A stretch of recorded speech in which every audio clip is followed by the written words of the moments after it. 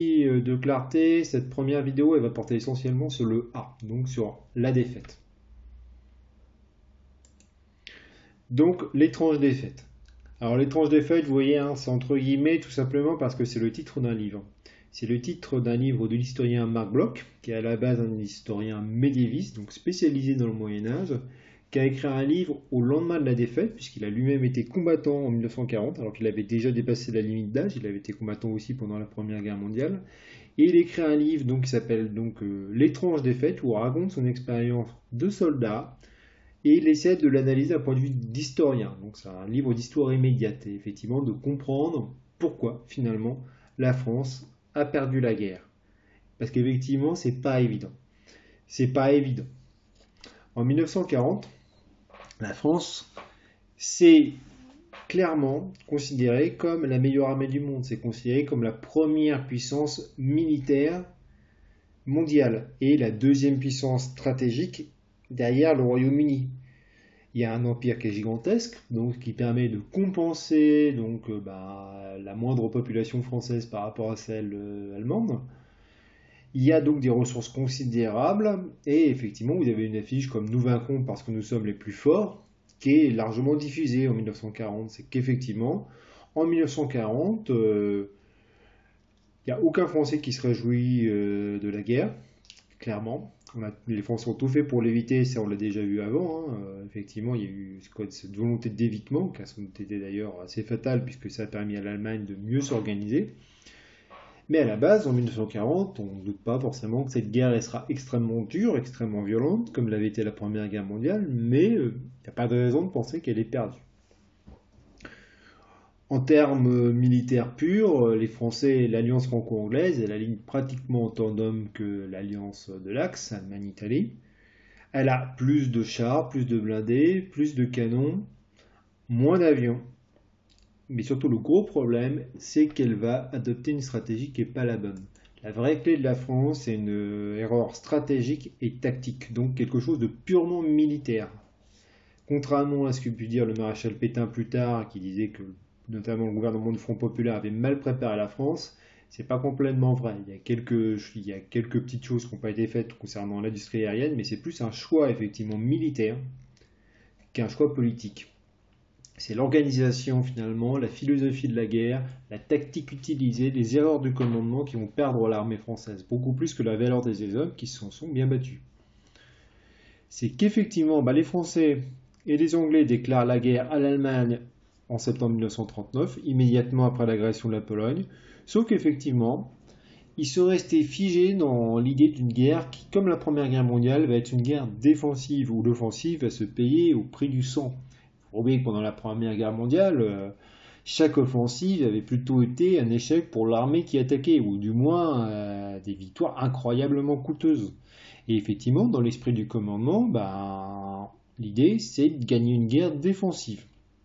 C'est ce qu'on va appeler la drôle de guerre. Qu'entre septembre 1939 et mai 1940, à la grande joie des généraux allemands qui pensaient qu'Hitler était fou et qu'il risquait de se prendre finalement une invasion sur l'ouest de l'Allemagne qui n'était absolument pas protégée puisque tous les soldats étaient partis envahir la Pologne, les Français, les Anglais restent figés sur leur position. Il n'y a aucune action vraiment défensive. Il y a donc des soldats qui sont démotivés, qui ne comprennent pas très bien pourquoi finalement ils sont là, pourquoi on les a convoqués, pourquoi ils sont loin de leur famille, etc. Donc vu que pendant des mois ils font rien. On a une confiance totale dans la ligne Maginot en tant que processus de défense. Et effectivement, on attend que l'armée allemande, finalement, sans doute attaque la Belgique exactement comme ils l'ont fait en 1914, et à ce moment-là, il est prévu d'intervenir. C'est le plan français et anglais. Sauf qu'effectivement, c'est ce que l'Allemagne fait en partie. On a un groupe d'armées, le groupe d'armée B, donc envahit les Pays-Bas et la Belgique. Les Français et les Anglais se précipitent à leur rencontre, en laissant finalement donc une partie de leurs armées un peu en arrière, mais trop loin, trop vers l'est, sans prévoir que effectivement, dans un trou de souris dans les Ardennes à travers les lignes Maginot, on a des blindés allemands qui arrivent à passer, à franchir les montagnes grâce aux avantages techniques, technologiques qu'ils avaient, à Sedan. D'ailleurs, effectivement, on a donc un premier combat à Sedan quand les Allemands passent la frontière et passent la Meuse, qui tourne à désavantage des unités françaises qui sont tout simplement pas assez nombreuses, pas assez bien organisées. Et en Sedan, c'est vraiment un lieu qui porte malheur, qui porte malheur à nos armes. C'est une citation d'un général français, puisqu'effectivement, c'était déjà là qu'avait eu lieu la défaite de 1870 contre la Prusse, l'ancêtre de l'Allemagne, qui avait entraîné la chute du Second Empire et l'invasion de la France donc précédente. Donc les Allemands donc, font ce qu'on appelle une opération de tenaille, puisque les Français et les Anglais sont engagés en Belgique. On a donc les Allemands qui déferlent sur leurs arrières, alors que finalement il y a l'autre groupe, le groupe B, qui est en face. Les Français et les Anglais sont encerclés. Ils se battent bien, contrairement à ce qu'on a pu dire. Les Français font ce qu'ils peuvent. Malheureusement, finalement, on a quand même 60 000 soldats français qui sont tués, ce qui est assez important. C'est pas du tout dérisoire.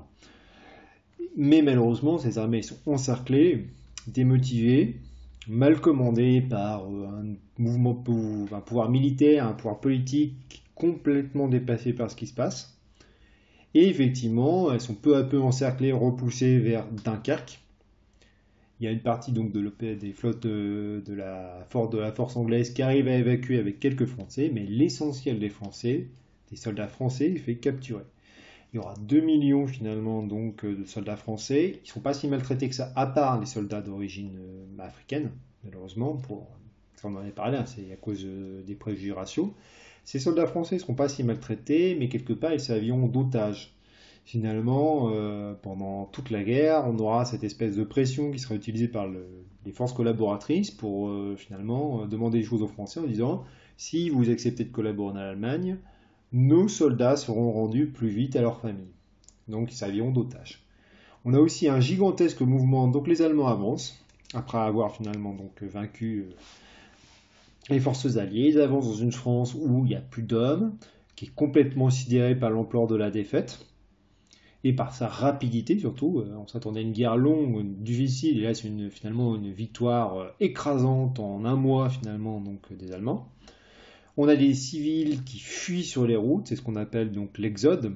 On a donc des centaines de milliers de personnes qui quittent les villes du nord pour partir vers le sud, pour échapper à l'avance de l'armée allemande, en se disant que peut-être que le front sera stabilisé un peu plus au nord. Et effectivement, donc, c'est un vrai désastre. Le gouvernement donc s'écroule complètement. Et finalement, donc, le 16 mai, le président du Conseil, donc Paul Reynaud, puisqu'à l'époque le président du Conseil c'est l'équivalent du Premier ministre, démissionne. Et c'est donc le maréchal Pétain qui devient donc président du Conseil. Et il va faire donc le discours que vous allez entendre tout de suite. Ici, Radiodiffusion nationale de l'État français. Mesdames, Messieurs, Monsieur le maréchal Pétain, président du Conseil des ministres, vous parle. Français, à l'appel de Monsieur le Président de la République, j'assume à partir d'aujourd'hui la direction du gouvernement de la France. Sûr de l'affection de notre admirable armée qui lutte avec un héroïsme digne de ses longues traditions militaires contre un ennemi supérieur en nombre et en armes. Sûr que par sa magnifique résistance, elle a rempli nos devoirs vis-à-vis de nos alliés. Sûr de l'appui des anciens combattants que j'ai eu la fierté de commander. Sûr de la confiance du peuple tout entier. Je fais à la France le don de ma personne pour atténuer son malheur.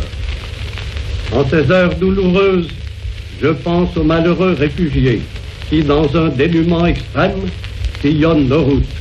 Je leur exprime ma compassion et ma sollicitude. C'est le cœur serré que je vous dis aujourd'hui qu'il faut cesser le combat.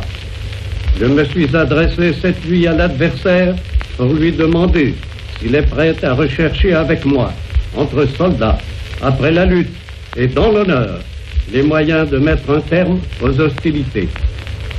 Que tous les Français se groupent autour du gouvernement que je préside pendant ces heures, pendant ces dures épreuves, et fassent taire leur angoisse pour n'obéir qu'à leur foi dans le destin de la patrie.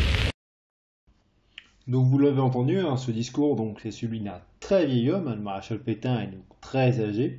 Je reviendrai un peu sur sa personnalité un petit peu plus tard, hein. Mais bon déjà, effectivement, on voit que c'est quelqu'un donc qui a connu la Première Guerre mondiale, qui finalement, pour lui, qui estime que bah, l'adversaire nazi est finalement le même que celui de la Première Guerre mondiale, hein, ce qui est évidemment faux, et aussi qui bah, fait appel effectivement à la compassion des Français, qui leur dit qu'il faut qu'il faut abandonner le combat, que c'est une défaite militaire et qu'il espère des termes honorables. Ça, on y reviendra. Ces termes-là, ils vont pas être particulièrement honorables, mais effectivement, donc, bah, le maréchal Pétain donc demande l'armistice. Cet armistice, ça va être extrêmement dur, extrêmement humiliant, puisqu'elle est signée, les Allemands, Hitler insiste que bah, la défaite de 1918, hein, la fameuse défaite de l'état armée allemande, elle soit effacée de l'histoire. Donc il va exiger que ce soit signé dans le même wagon que l'armistice de 1918 avait été signé. On va signer donc les deux gouvernements français et les militaires sont appelés donc finalement à Rotonde, donc près de Péronne, donc en Picardie, pour signer donc dans le wagon qui avait accueilli les diplomates allemands en 1918 l'armistice donc des armées françaises. Et les termes de cet armistice vont être extrêmement durs, hein. Effectivement, on a toute une zone, la France qui est divisée en deux, une zone donc occupée, donc qui correspond à tout le nord de la France, plus toute la façade atlantique, et une zone libre sous l'autorité du gouvernement de Vichy. Puisqu'effectivement, on y reviendra, Vichy a été choisi comme capitale de ce gouvernement. Paris étant effectivement donc dans la zone occupée. Et au plus, il y a une zone annexée qui est évidemment donc l'Alsace-Moselle, hein, qui redevient allemande, hein, ce qui aura des conséquences, on en avait déjà parlé un petit peu avant. Donc cette défaite est extrêmement lourde, ces conditions sont extrêmement difficiles, ce qui fait que vous avez d'autres Français qui la sentent venir, qui refusent de l'accepter. Et qui ont des arguments, puisque finalement, effectivement, bah oui, la France métropolitaine est vaincue, mais pas l'Angleterre. Et théoriquement, tant que l'Angleterre ne s'est pas rendue, la France est tenue de la soutenir, d'autant plus que la France a encore un empire, donc elle a largement les moyens de lutter en dehors, effectivement, donc du territoire national.